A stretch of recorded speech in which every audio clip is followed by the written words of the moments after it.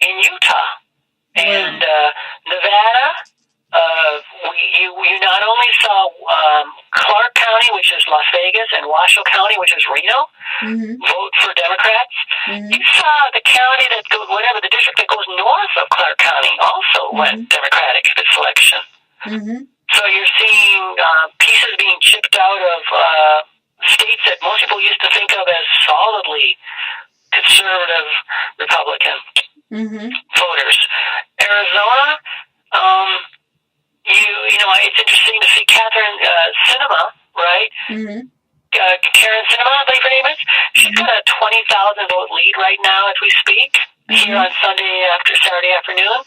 And she has won the districts in which are the counties. Arizona has great big counties compared to California. She won the counties in which Phoenix, Tucson, and Flagstaff are all located. And, of course, she's also leading in the county that has the most of the Navajo Nation in it. Wow. So,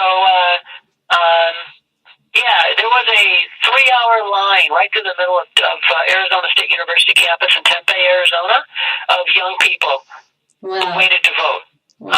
Great that, there you go. Once again, you get that sign that you got young people are coming out to vote, and I'm sure most of those people voted for Sinema. But overall, in Maricopa County, by goodness, even though we think of that as, a bunch of senior citizens and stuff, that county went majority Democratic. So we're seeing the whole Southwest, including Colorado, New Mexico, Arizona, Utah, Nevada, California, Oregon, and Washington State, all swinging more and more liberal. Overall, there's some really good coverage. Lawrence O'Donnell ran a couple of days ago, and he pointed out that 317 of the 435 districts swung liberal, more liberal this election than they had in 2016. It was a true sweep. Maybe we should just run down some of the last few numbers here I've got. 41% of the electorate said that the most important issue in the country was, do you want to guess? No, go ahead and tell me. I don't want to interrupt. It's health care.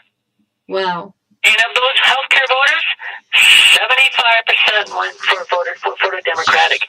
The Republican issues were immigration and economy, and then with gun policy, 70% Democratic, 29% Republican, which, by the way, is approximately the split overall with guns. About 60% of the country wants to see stronger restrictions on guns.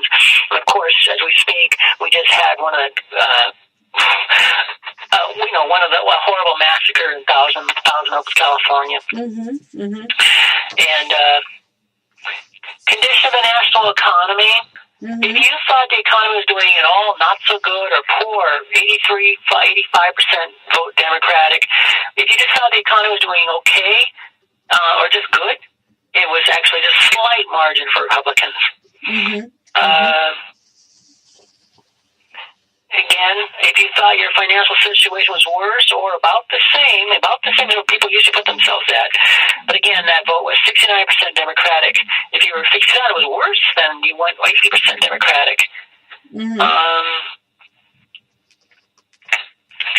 If pre-existing conditions was obviously the big one. 89% voted Democratic. If you thought that the Democrats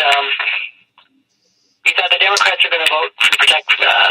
And I probably should say that 57% of the voters thought that the Democrats were more likely to vote if we're going to protect pre-existing conditions. If you thought immigration policies of Donald Trump are too tough, you were 90% likely to vote for Democrats. And 46% of the country, of the voters, said the immigration policies are too tough. 59% want stricter gun control measures. 41% think the Russia investigation is mostly justified. 41% approve of the Mueller's handling of the Russian investigation.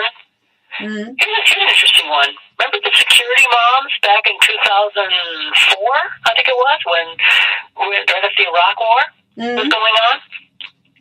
And that was a Republican swing then? Mm-hmm. Does the 46% of the voters said that Donald Trump's foreign policies make the U.S. less safe. And if you thought that, you went 90% Democratic. Wow. Oh, the Kavanaugh nomination, 90% Democratic if you were against that. Mm-hmm. Here's an interesting one. If you think that Roe versus Wade should be kept as is, that only meant you were 69% likely to vote for a Democrat. Only. If you thought it was important to elect more women, if you thought it was very important to elect more women in public office, that meant 82% voting Democratic. Wow. If you were one of the 46% who thought sexual harassment in this country is very serious, then you were 72% likely to vote Democratic. Wow. If you're not confident in election security, if you don't think the government's done enough to protect the election, 75% likely to vote Democratic. If you identify gay, lesbian, bisexual, transgender, 82% Democratic. Here's an interesting one. If you considered extremist violence was an important factor, and that, by the way, it's a total of 74% of the voters said that recent extremist violence was an important factor. Your vote was roughly, 62% Democratic. You thought it was more important, most important, quote unquote, 51% if it was an important factor. So again, if you were concerned about extremist violence, you voted Democratic. And overall, Democrats won 65% of the vote in urban areas. They split evenly with Republicans in suburban areas, and Republicans made a margin of about 12% in rural areas. And that really decided the election. Well, to sum up, you saw what I'm talking about: health care and gun control, immigration policy. These are the issues that mattered the most to voters, and that's what brought people out to vote. And then, as I said, we saw very good turnout, really, for new voters, young voters, and I guess I'll sum up by, I think the interesting one is that one about the highly educated voting Democratic. Because remember, there was a time when voting Republican was kind of identified with being educated. Right, a good Christian American. Yeah, I'm thinking of the days when, Millicent Fenwick. Yeah. And people like that. The elite set. Right. Voted, the people who really, not only thought they were better than other people, but really were. Right. Really did have more education, really did have more worldliness, more experience, whatever. Those people were highly likely to vote Republican. Not anymore. It's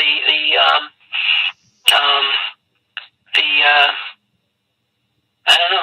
I don't know how to put it. But the fulcrum is swung the other way. It's really clear. And of course, again, back to California, our society is really dominated by people who have education, and and that's why they're not afraid of change and not afraid of. In fact, what's the big word, right? I mean, you can get a cup of coffee if you say the word disrupt. Right. Disrupt Everyone's all about the disruption machine. around here, apparently. Disrupt the machine. We're not afraid to do that. Now, because we know how the system works in the first place. Right. If you have education, you know, you're trying to find ways to benefit from creating change. rather than try to prevent it. Right. We're coming to the end of the show here, and I kind of want the last words. I'm going to let you have a quick goodbye. Oh, no. I think it's been a great time to go over the election. I hope people will check out exit polls. CNN is one, ABC is another. They're all there. They're really... Let's put it this way, you can learn a lot from listening to the so-called pundits, but you can also spend about, you can find a good, find an hour of your time if you have any concern. You want to see where the country's really going. You can be your own pundit. You can look at the numbers yourself and make up your own mind. Right, absolutely. Okay, so tell them again where they can find you online, Hannah. My website is miyamotoforlg.com. But of course, just look for me on Facebook, on Twitter. I have active accounts under that name, Hannah Miyamoto. That's spelled with an H on both ends, Miyamoto. And of course, you also see my posts. And by the way, I want to shout out to people. As much as I like it when you like my posts on Facebook and stuff, it'd be great if you share them on your own page, because that's how we get the word out. So I'm constantly trying to explain why we need to think about independence for California and what are the implications of that. Mm-hmm. And I would really appreciate it if you like it, to not just say like, but share. Right. and invite comments of your own, because that's how we've got to get it. People have to start talking about this, and the more people talk about it, the more real it's going to seem. Absolutely. Okay, I'm going to let you go, Hannah. And, Thanks, Sue. Thanks a lot, everybody. Quite welcome. And I'll keep listening to you, Sue. How are you going to? Listen. What's your conclusion here? What's your last word? My last word is stay safe, my brother and sister Californians who are in the way of the wildfires. Please, please, please stay safe. And please, candidates of California for political office, please remember all the people that have stood in line just to vote for you for hours and hours and hours on end. They stood in line in inclement weather. They stood on their feet. They sat down on the ground. They stood there for hours on stairways. They went looking for polling places that had been moved and they had not been informed. They went through a lot this time around, this midterms, just to vote for you.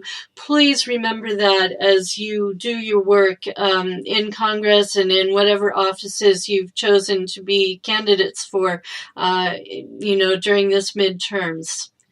And that is about all I wanted to say. And thank you so much, Hannah, for being on with me today and for having those numbers at the ready for us, because I think it was very important for our fellow Californians to hear those numbers and to realize that we're not alone in how we vote, and to realize that all is not lost, because we are really a very strong party. We are a force to be reckoned with. When I say we, I mean Democrats, and I also mean Californians as a people, because we are really our own culture, and we really have been for a very long time our own country and everything but name. So, folks, we will be on again another day, and thank you so much for listening to us here at Colexit Radio Mach 2.0. You've been listening to me, Sue Hirsch, and Hannah Miyamoto for Lieutenant Governor. Thanks again. Bye-bye, all.